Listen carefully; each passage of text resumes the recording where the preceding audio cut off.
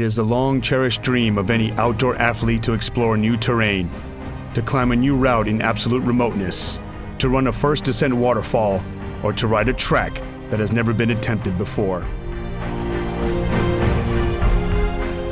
Mountain biking legend Hans Rey, a former trials riding world champion and adventure mountain biker. Richie, Schley, one of the most important pioneers of the freeride movement. And Joscha Forstreuter, a distinguished young freerider from Germany, are planning to do just that. A mountain bike expedition to the legendary and mysterious Roopkund Lake in the Indian Himalayas.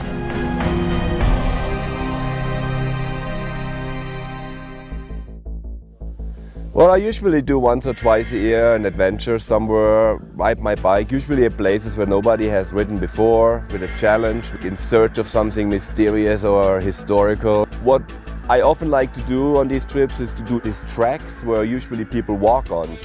But you know, for the average mountain biker, these tracks are way too technical because they often have really steps and they're steep and you have to carry your bike a lot and you really have to be a really good technical rider. What makes me feel I accomplished my goal and done something nobody else has, I have my own set of unwritten rules, you know, which I try to follow, and some of them are you always have to ride or carry your own bike. The other thing is you really have to be able to ride your bike down. The general goal is at least 90%. Well, we came here to do one of the famous treks in the Himalayas, in the Uttarakhand region. The trek is called Roopkund. Nobody on a bike has ever been there before. So we're going to go up all the way to 5,000 meters. There's a mysterious lake up there and it's filled with human bones. So we're going to take a look at that and have a bit fun on the way back because there's going to be one long downhill. After a 2-day flight halfway around the world, the three mountain bikers arrive in India's vibrant capital Delhi and explore the hectic city on their bikes.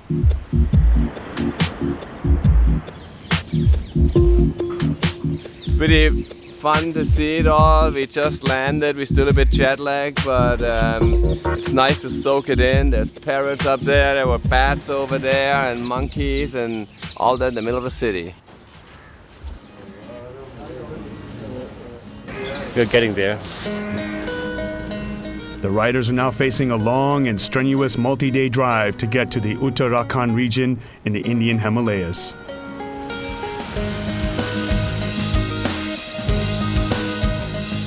The special thing about here is the noise.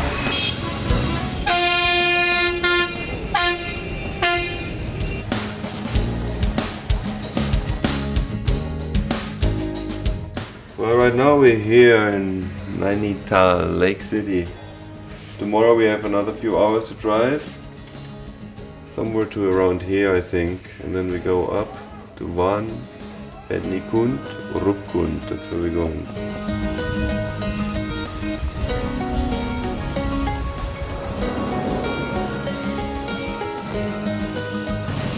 Just having a little breakfast break here on the way to Loyang. We have a long day ahead of us on windy mountain roads like this. But we're finally in the mountains and it's already very exciting. It's so nice to come out of the big city and to see the nature and the whole chaos unfold in front of us while we drive. It's pretty cool. Every time we leave civilization, it gets clean and green and nice. And every time you come through a little village, it's total chaos and garbage and stuff everywhere.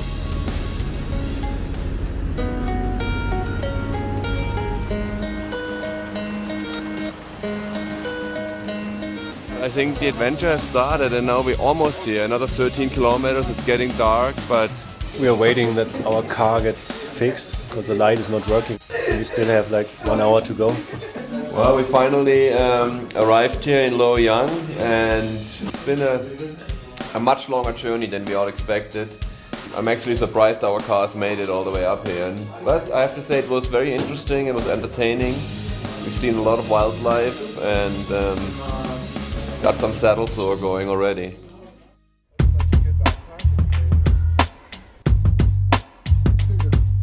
Well, we're ready to hit the road here. We're in Loyang and this is the place where we start our trek up to Roopkund, and eventually we're gonna go way up on this ridge back there, and you can see already some 6,000 meter peaks in the background. The adventure has begun. The 6-day trek to the mysterious lake was recommended to Hans Rey by no other than legendary alpinist Reinhold Messner. To document their journey, 2 cameramen and a photographer accompany the 3 mountain bikers. The crew is supported by a guide from a local hiking company, some porters with mules to transport heavy equipment, and a cook. You can't ride clip pedals up here, you have to ride flat pedals, and anything else doesn't make sense. Because there's so many places where you have to hike your bike and you have to get off your bike. So you need to wear like mountain shoes.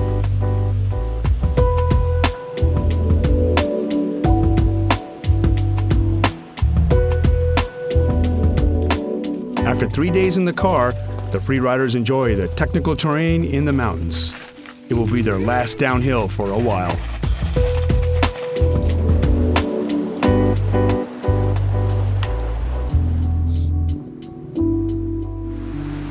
The going gets tough, the tough get going.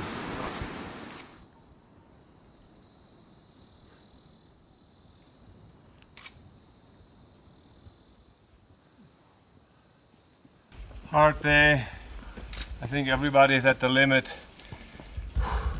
One of the toughest days of riding in the last few years for me. We're still not done. Now starts the race against darkness. In a couple hours it's dark and there's a thunderstorm brewing up over there. Every chance to ride is a bonus because it's so steep. And we had this 3.5 hour mountain of hell, or the forest of hell I call it. And I remember being in there and sometimes thinking, gosh, why do I still do this stuff? You do one step at a time and you have a heavy backpack and a bike on your shoulder.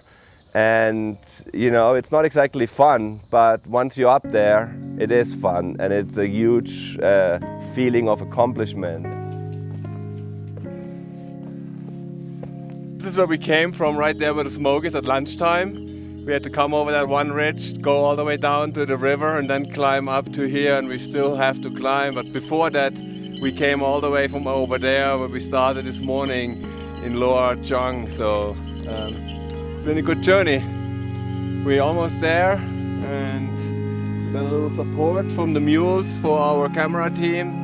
So they get a bit of an easement with their heavy backpacks and them having to unpack all the time and shoot us. So it's been a long day. Let's get to camp.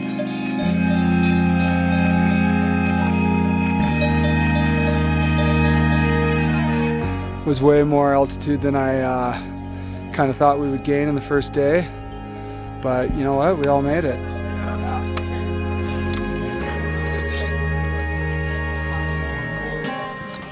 We did this trip with support of a cook, and they prepare the food for us, which is awesome. And so, of course, you're in India, you do like the Indians and you eat Indian food, and we got some pretty good meals.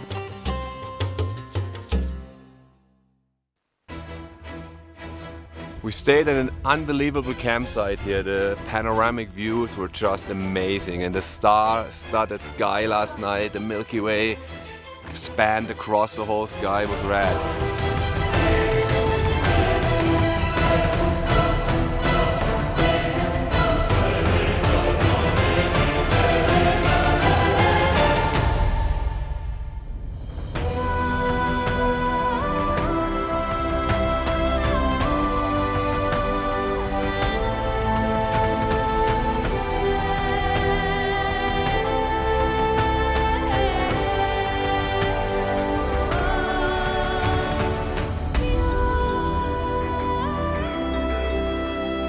The terrain of the second stage is a little more mellow than the day before.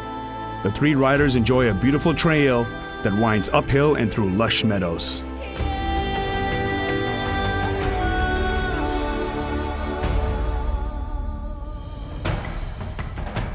Inspired by the fun ride, they decide to push farther than planned and go all the way to the base camp at Baguasa, located 4,500 meters up. Another long and steep hike-a-bike section lies ahead of them.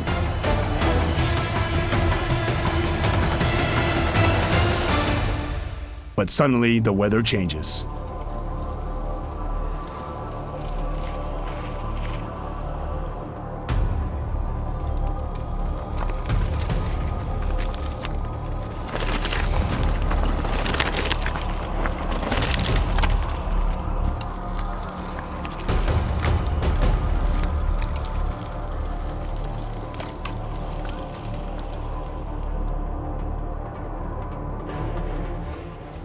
About an hour before we got to base camp, we were in the middle of this really steep hike-a-bike again for a few hours, and the weather changed and it turned into a thunderstorm. And then the next thing we know, it started raining, and then the rain turned into snow.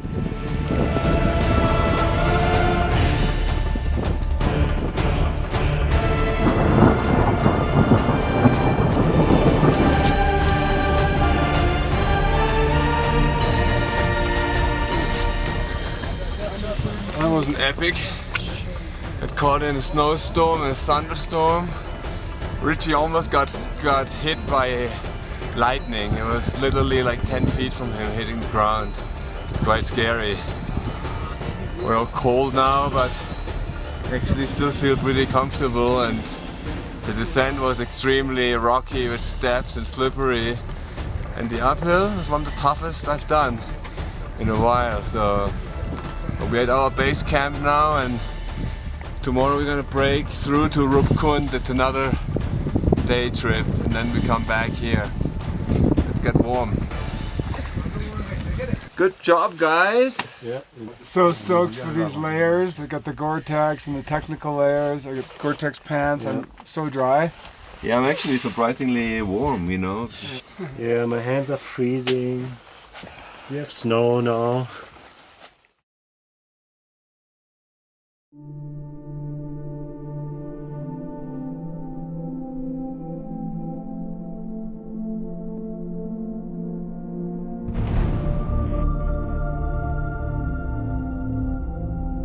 I feel alright now. I had a rough night. The thin air makes it really hard to sleep.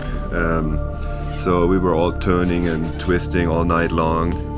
Now it's all frost outside. We had some guests this morning. There's like 3 kind of Indian deer / Steinbock animals visiting us here. That's pretty cool. Oh, it was so freezing cold. I had just put on everything I had. So looking forward to some nice sun. Well, here's finally our final destination. Up there in the midst of that mass of mountains is Roopkund, the mysterious lake. There's some really steep bits where I'm sure it's going to be very challenging for the bike, but we're going to go for it anyway. So hopefully the sun will come out soon and we'll get a bit warmer.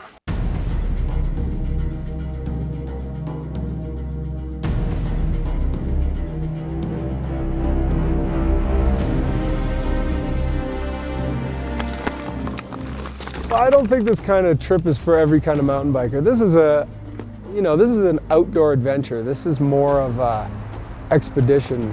And I don't know if everybody would want to do it or not, but I think it takes stamina, it takes skill, it takes willpower and desire to achieve something like this. How you feeling? Feeling alright, just taking my time. Yeah, it's high here, man. We're pretty close now, but it's still a long ways to go.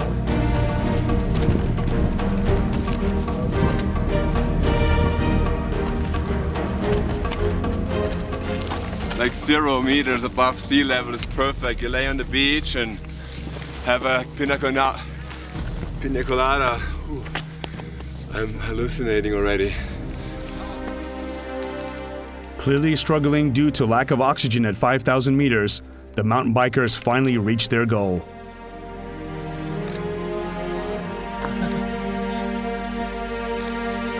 Alright, we made it! Arriving at the lake was really cool for me because I honestly had my doubts if we would even make it. And then it was like, wow, look at it, there it is, you know, like I've seen photos, and it looks a bit like a volcanic crater, you know, like, and then the inside is filled with water, and You arrive up top and there's these shrines and little monuments made out of rocks and bones with skulls, and it was a bit eerie, you know, and there's some prayer flags hanging, but everything is on a really positive note. This is exactly what I touched in Borneo, the top of the skull.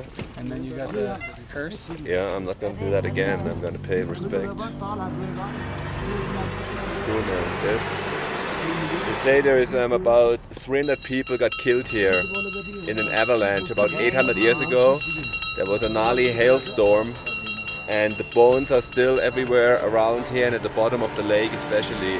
So we are lucky because the lake is only snow-free for about 2 months a year. So we're gonna go down there in a bit and see if we can see some. There was a little trail that went down to the lake, and we wanted to, of course, complete the mission by descending right down to the lake. And we're riding down the trail, and there were bones lying on the trail. And I know Hans very well, and he's a little bit superstitious about these things, and he believes in a lot of the spiritual things that go on in all these unique places.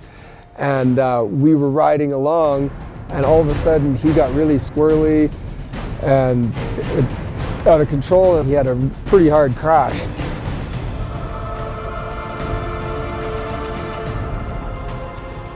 Sitting right in between the bones. Oh, that hurt. I didn't realize the bones were already here. I thought they were in the lake. But there's bones right here. Look at this. They're everywhere. Look at this on this rock.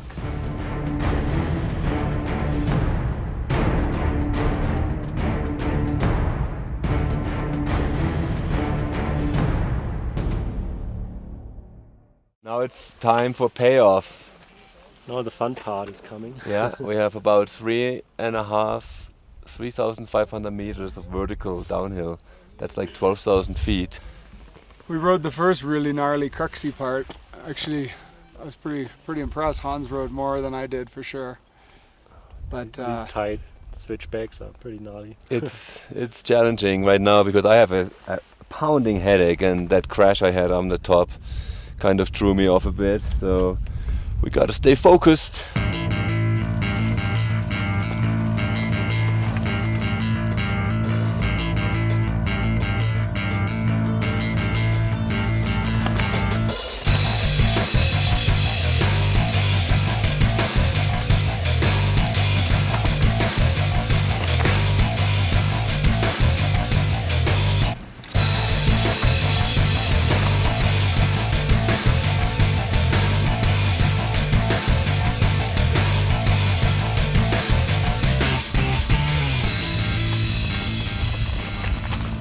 This is where we can apologize for riding over the bones yesterday.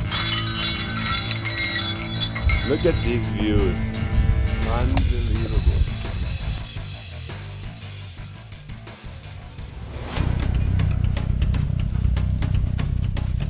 After completing their mission and reaching the mysterious lake of Roopkund, an ancient pilgrimage destination high up in the Indian Himalayas, flanked by majestic peaks like the 7,124-meter Trizul or the 6,309-meter tall Nanti Gunti, the free riders enjoyed their reward. A spectacular technical descent on trails that nobody has ever ridden before, and that most mountain bikers would probably not even consider fun to ride. Here they make use of their extreme biking skills.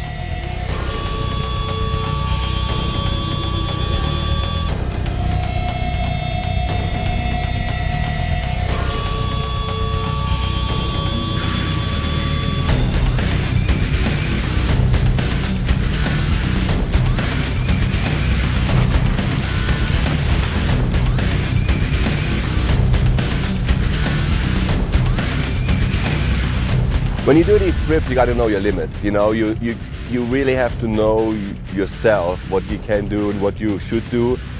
You know, first of all, you're in the middle of nowhere. To get to the hospital, it can take 2 days. Injury, that might be a minor problem, a broken hand or something, can turn into an amputation.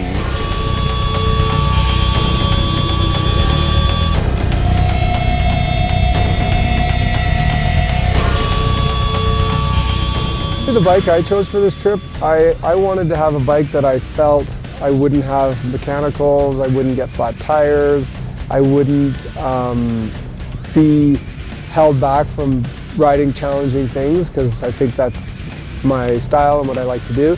So I chose an enduro bike. I brought my all-mountain bike on this trip, a pretty good mix of light and durable parts. For example, the suspension is air suspension, which makes the bike light, and the wheels are more on the heavier side, so you don't get any problems up here. All in all, it's just a pretty good mix for the mountains up here. A really cool item are these adjustable seat posts, like these ones here. You can just push a lever and push it down, and when you want to have it up, you push the lever again and it comes up again when you have to ride uphill.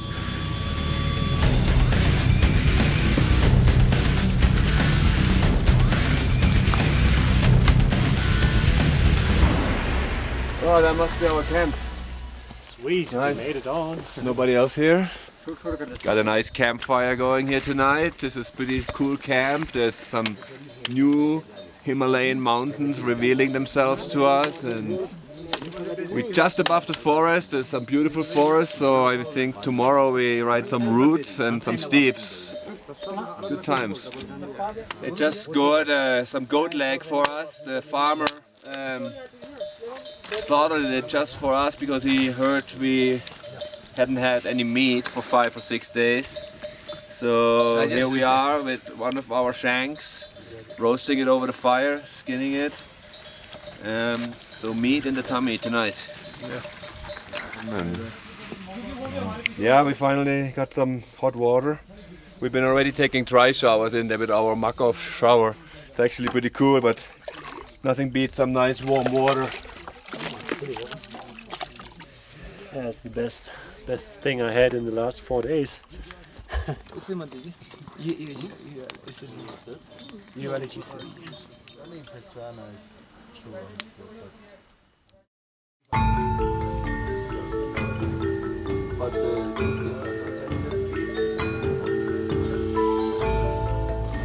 look at that view. Holy cow.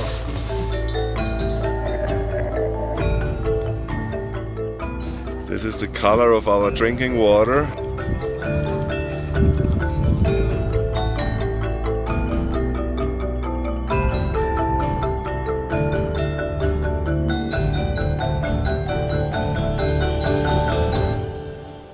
It's a great day, it's like sunny, warm.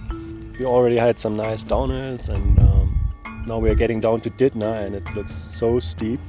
I think I gotta show the old guys how to ride downhill now.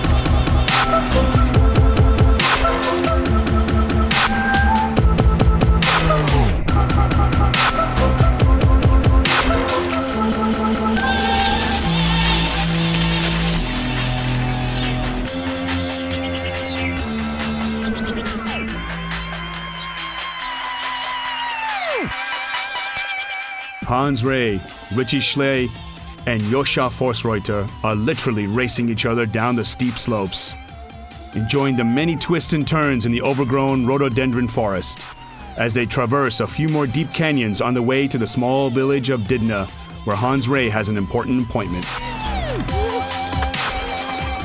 In 2005 I started a non-profit charity called Wheels for Life, and we give bicycles to people in need of transportation in developing countries. And whenever I get to travel around the world with my bike, I use the opportunity to maybe give out some bikes personally. We're getting invited for a cup of tea here. This is a very cozy little place, huh? Wow. I'm glad we came here, Joscha, because we always want to make sure at Wheels for Life to really give the people a bike who need it, really. And obviously this lady, her husband has died, she's a widow. She has 3 kids, and the kids have to go a long way to school, so they can probably even share the bikes.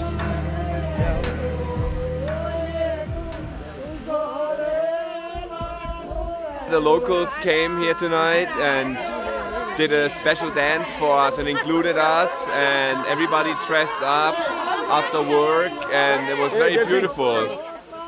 I thought it was a pretty cool trip, you know. I don't think we could have planned it much better. I think it turned out great. Just the fact that we made it up there to Roopkund was amazing, and then having this huge downhill that hasn't been done, and that was just a fun trail with all different elements in it and quite tiring, and it was a true adventure.